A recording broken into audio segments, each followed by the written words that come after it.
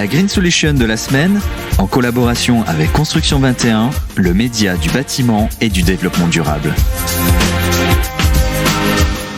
Bonjour à tous, bienvenue dans Green Solutions. Je suis ravie de vous retrouver. Émission coproduite par Radio Imo et Construction 21. Aujourd'hui, j'ai le plaisir d'accueillir Foucault de Franlieu. Bonjour. Bonjour.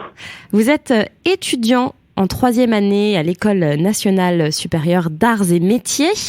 Et nous allons discuter ensemble, vous allez nous présenter votre projet, qui est la résidence Opalescence. Alors, avant tout, pouvez-vous justement nous parler un petit peu de vos études? Déjà, sur quel campus êtes-vous d'arts et métiers? Oui, alors donc Arts et Métiers, c'est une école qui est présente, qui a 8 campus en France, tous de la même école, et en fait on est sur différents campus en fonction de nos spécialités. Et donc moi j'ai été la première année sur le campus de Metz et puis 2 ans sur le campus d'Angers, puisque c'est ce campus-là qui est spécialisé dans le bâtiment. Donc voilà, c'est un petit peu la spécialité que j'ai suivie pendant ces 2 années pour découvrir tout ce domaine. D'accord. Et du coup, pendant ces études, justement, pour vos études, vous avez décidé d'étudier le projet Opalescence, projet situé à Bayonne. Pourquoi avoir fait le choix? Pourquoi avoir fait ce choix? Pourquoi ce projet? Alors, il se trouve que donc on avait le choix entre plusieurs projets qui nous étaient proposés par l'école, puisque ça doit quand même valider les conditions exactement. Moi, c'est vrai qu'il y avait beaucoup de types de projets qui étaient proposés, notamment des projets plus direction bureau d'études où il y avait des calculs structurés, etc. Là, c'était un projet qui me semblait très intéressant parce que justement, il y avait un vrai regard très général sur ce bâtiment qu'il fallait poser, et à la fois très spécifique, à la fois sur l'aspect architectural du bâtiment, mais aussi sur ses performances énergétiques. Donc, il y avait vraiment un vrai travail de décortiquage de tout ce bâtiment dans tous ses aspects, et c'est ce qui m'a vraiment beaucoup plu dans ce projet. Quand avez-vous commencé justement à étudier ce projet? Alors c'était autour de octobre-novembre 2021. D'accord. Et alors justement concernant les principaux défis au niveau de la conception, de la réalisation, quels sont-ils? Alors déjà, ce qui est important de savoir, c'est qu'Opalescence, c'est un projet donc de 3 bâtiments qui est situé donc dans les quartiers périphériques de Bayonne. La livraison a eu lieu en novembre 2021 justement. Et donc c'est un projet qui s'inscrit dans un environnement architectural déjà assez marqué, celui du Pays Basque. Bien sûr. Surtout un environnement naturel très marqué puisqu'il est dans un quartier résidentiel et avec beaucoup d'espaces verts, notamment une forêt juste derrière. Et puis c'est un bâtiment c'est un ensemble qui doit répondre à des vrais défis de densification de la métropole de Bayonne, qui est une métropole qui devient de plus en plus attrayante, attractive, et donc donc la métropole de Bayonne est vraiment face à des défis de densification.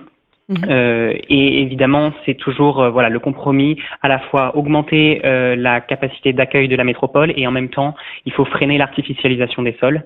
Et donc c'est pour ça que Opalescence a été pensé comme à la fois donc une zone d'habitation dense. On a 100 logements. Mais aussi pour garantir un cadre de vie agréable. Voilà, on a des constructions qui sont pas trop hautes, on a du R+3, R+4, et puis surtout aéré, mais à la fois une construction quand même dense. Oui. Et puis, oui. Non, allez-y, pardon.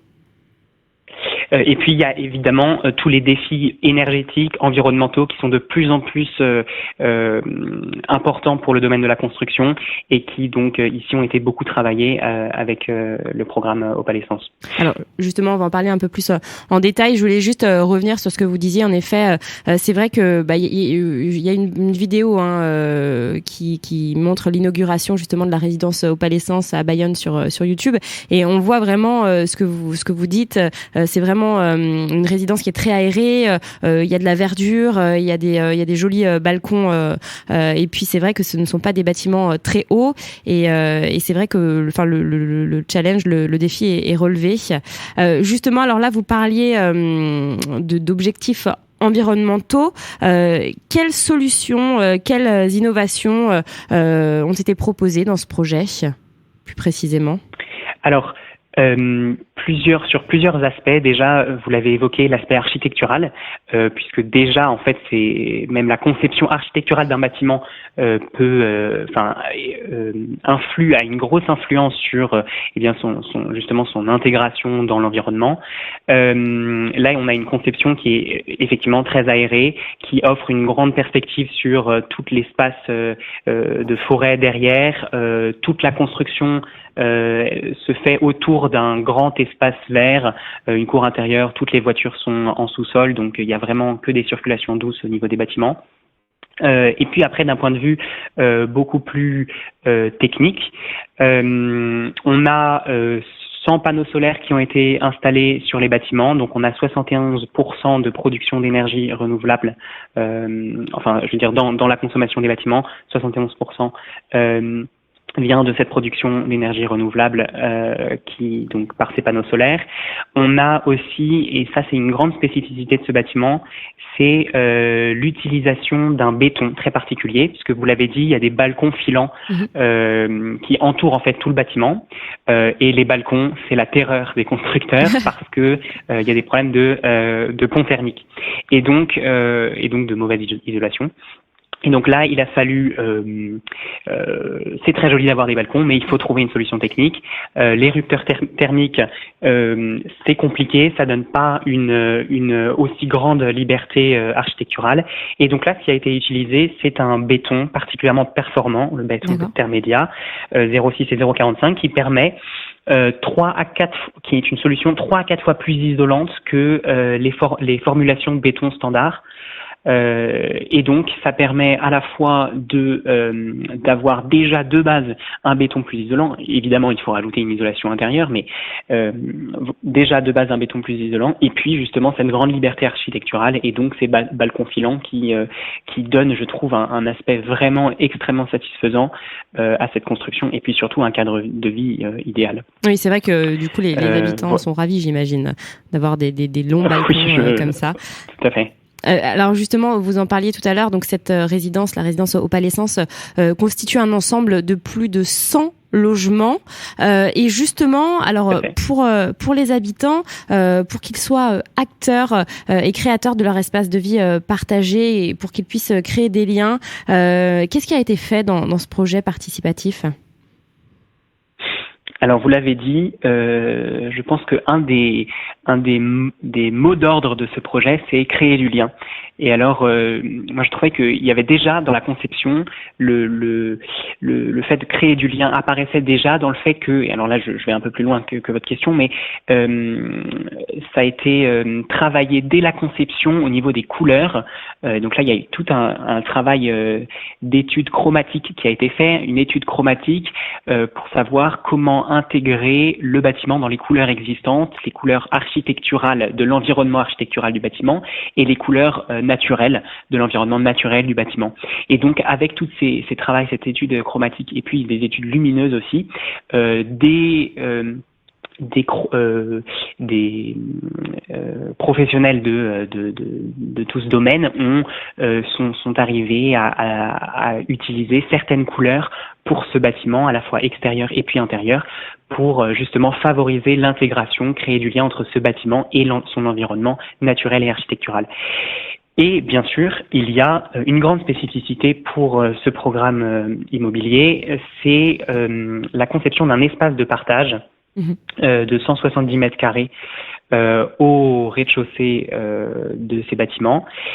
Donc l'idée était de créer un espace de partage qui soit à la fois un salon, à la fois des salles où on puisse créer des ateliers, je sais pas, des ateliers apprentissage de cuisine, enfin tout un tas d'idées. Et alors ces idées, elles ne viennent pas du constructeur, mais des habitants eux-mêmes, puisque toute l'idée était que ça convienne le mieux aux habitants, et donc il fallait demander directement aux habitants, aux futurs habitants. Et donc, il y a été toute une enquête qui a été faite auprès des clients pour savoir comment est-ce qu'ils pouvaient imaginer cet espace de partage. Et les résultats de l'enquête, croisés avec ce que pouvait proposer le promoteur immobilier, etc., voilà, ils sont arrivés à une certaine conclusion sur l'utilisation de ces espaces de partage, sur même la conception de ces espaces de partage, pour que justement ces espaces puissent vraiment être utiles et utilisés par les clients. C'est marrant parce que ces envies de partage, juste on le ressent vraiment de plus en plus maintenant, et ça ne m'étonne pas que là les habitants avaient pour souhait justement de partager plus de choses ensemble. C'est vraiment dans l'air du temps. Oui, parce souvent on a donc des quartiers où les gens ne se parlent plus du tout, des résidences où les voisins ne se connaissent même plus, et c'est précisément ce que la Sobrime, donc le promoteur immobilier, voulait éviter, et justement voulait recréer du lien dans cette résidence. Et d'ailleurs, l'architecture même de la résidence, comme je vous le disais, se veut favoriser ce lien entre les habitants.